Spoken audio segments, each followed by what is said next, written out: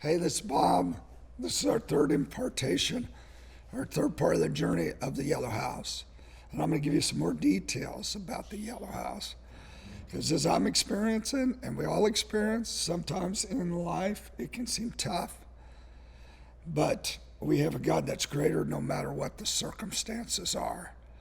So we get to make a choice to look at the dot, which in my life, I got a big dot, and we either go through the Yellow House with great joy, great hope, and get our wholeness issues and the challenges of life issues dealt with, or we let the enemy keep us outside the Yellow House and just beat us up.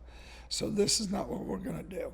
We're going to go and be those who believe a good report and believe that God's got good plans. And that's what he has shared with us to do. So we shared about the Yellow House and how that Yellow House was really, and I'm going to just repeat this, was a house of joy. We'll develop it. A house of wholeness. It's a friendship house. It was a place of healing and wholeness, as we said. It was a place where there were upgrades of love we'll talk about. It wasn't a spanking. It wasn't heavy. It was a play therapy where we love to get healed, even of our deepest challenges. We would be entrusted with our dreams again, or we're released in our dreams and be entrusted with other people's dreams. It's a place where we would find peace and joy through the healing and wholeness process, and that we come out of it the other side as a reformer, filled with quietness and rest. And one of us who went through this process could reform the earth. So I want to share with you this morning, I know we're starting to talk about the love and forgiveness room. I want to share with you tonight, just about, the beginning again, the journey of the Yellow House. We want to always fill in more details. And I'm Hartley the Heart. I have chose to go through the Yellow House of wholeness. I chose to, in life, have a bigger heart, be more meek, be more gentle, and when I react another way, I will quickly return to God's hope perspective. I'll just share with you that last night I had a circumstance that was major, and this morning, and I just had the Lord speak and say, the sovereign will of the sovereign King will go on as you go through this most challenging life trial. The sovereign will of the sovereign King will go on. Protect you, protect your family, protect the others that you love.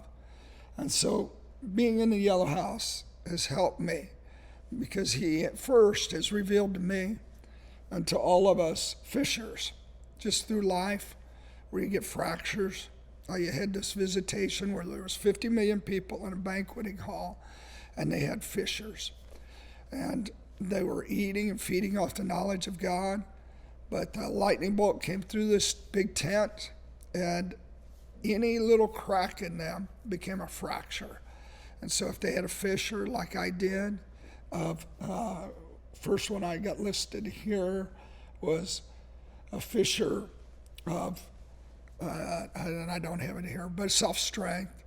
And then he was God my peace, that he said, I got this under control, and I have your identity, and I know who you are. Fissure of rejection, which he had a God who cares for you and comforts you. And so those are places he wants to oil our hearts, where we are able to come out with this balm, where we really have this sense of his goodness and his kindness and his development and his building a garden in that fracture or that fissure. So we'll talk about the fissures and fractures at a point, because as I enter into the Yellow House, there was two places he had me go first. He had me go to look at the fissures and fractures that he wanted to heal in the Yellow House, and then he had me go to the Faces of God place. And we'll share about that part 2 today or in the future. But it was seeing the faces of God that I had seen all through my life, and the ones that I'd seen in the present and possibly in the future. He was cluing me in so that every room of my house would be a house of pilgrimage to the nearness of God. And no matter what the circumstance was, it was always an on-ramp to a greater nearness of God if perceived rightly. So I'd run into obstacles in life versus dread them and see them as opportunities to encounter another face of Him.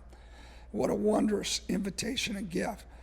Because the issues and the circumstances aren't the main attraction. He's the main attraction, and what He wants to do in our lives and who He wants to be to us. So, sorry my voice is a little squeaky. It is perfect.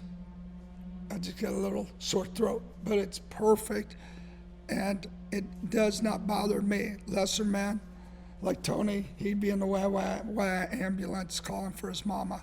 Okay, let's go on. Okay, the restful.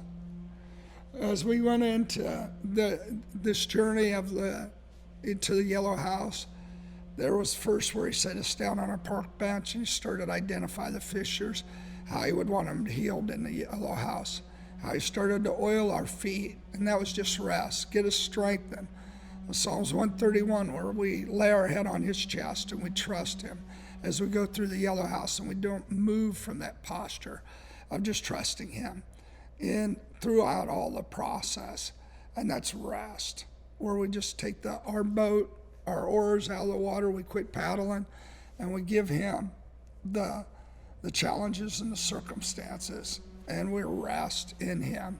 On the boat, there's storms in Mark 5, we trust Him, that He's bigger than the storms, and that's rest. So He was giving us rest, and then He gave us receptivity, that we'd be able to receive what He had to share for us in the yellow house. And it'd be like neon lights. It'd be the most important reality in our lives, because there's so many things that could come in and distract.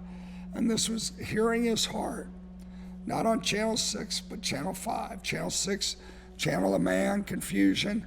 Channel 5, level of grace. Being able to see through grace and hear, through grace-filled ears. He'd give us new seeing eyeglasses for the faces of God that would give us, they were blue for revelation. And they would be like sunglasses where we saw the sun as we went through the house. And then there were these hearing aids that were just beautiful. They're different colors. And it was put on our ears when the antiquated hearing aids were taken off. And it was just hearing through the filter of the nature of God and different aspects of Him the colors represented. So we're getting tooled up, and now we're entering into the yellow house. He had relationships as we went into the yellow house, where there were people that we could lean on one another. We tried to get up and move forward, but we couldn't. We had to lean on one another and then move forward together, and that was beautiful. It was at Galatians 6:6, bearing one another's burdens, that we would be really there for one another as we went into this wholeness journey and building on the other side Reformation. And the 50 million hope reformers would come out the other end.